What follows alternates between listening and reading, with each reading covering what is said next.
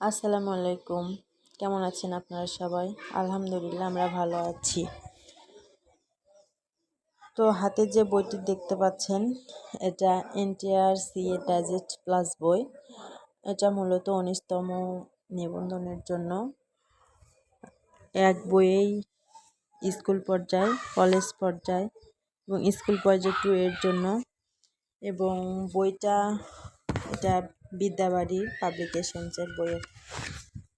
তো এটাতে খুব সুন্দর একটা জিনিস যেটা আমি লক্ষ্য করলাম, সেটা এই যে 50 দিনে যেভাবে বইটি শেষ করবেন তার একটা স্পেশাল রুটিন।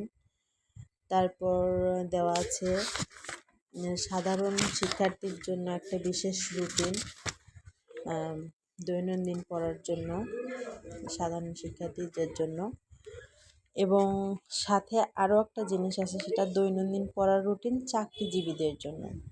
এটা বিদ্যাবাড়িকে অনেক অনেক ধন্যবাদ এরকম একটা ব্যবস্থা করার জন্য। আসলে বইটি আমি ইচ্ছা আছে আপনাদের সাথে প্রতিটা পৃষ্ঠা শেয়ার করার।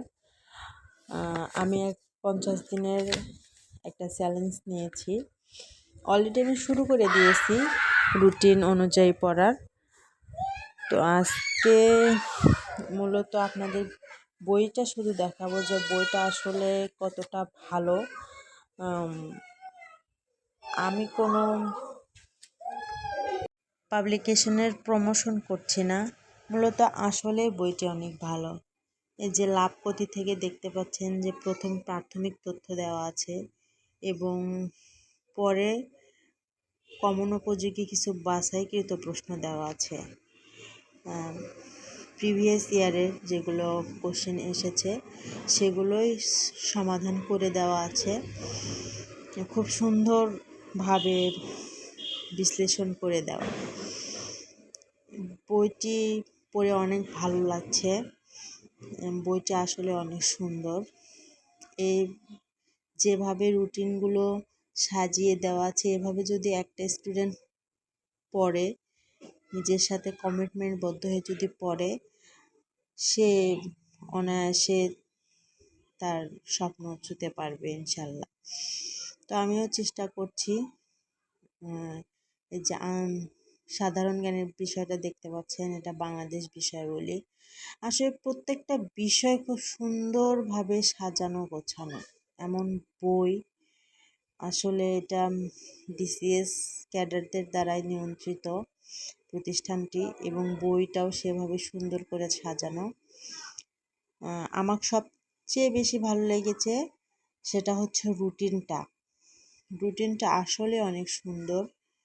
রুটিনে যে বিষয়গুলো দেওয়া আছে সেগুলো হচ্ছে পৃষ্ঠা নম্বর সহ, একদিনে কয়টা পৃষ্ঠা পড়া দরকার বা কয়টা পৃষ্ঠা পড়া যাবে, খুব স্বল্প পরিমাণে দেওয়া আছে, যাতে স্টুডেন্টরা খুব সহজে একদিনের যে পড়ার যে রুটিনটা দেওয়া থাকবে সেটা সহজে শেষ করতে পারবে, কোনো সমস্যা হবে না। তো সে অনুযায়ী পড়াশোনা করার চেষ্টা করছি, জানি না কত দূর পারবো। আসলে সংসারের কাজ করে বাচ্চাকে সময় দিতে হয়, সংসারে সময় দিতে হয়, তারপর পড়াশোনার ব্যাপারটা আসলে অনেক কষ্টের এবং ধৈর্যের।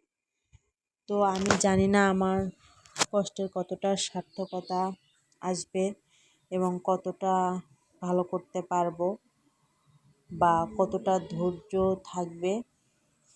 তবে আপনারা দোয়া করবেন আমি যেন ধৈর্য সহকারে বইটা শেষ করতে পারি এবং আমার লক্ষ্যে পৌঁছাতে পারি। আল্লাহ হাফেজ।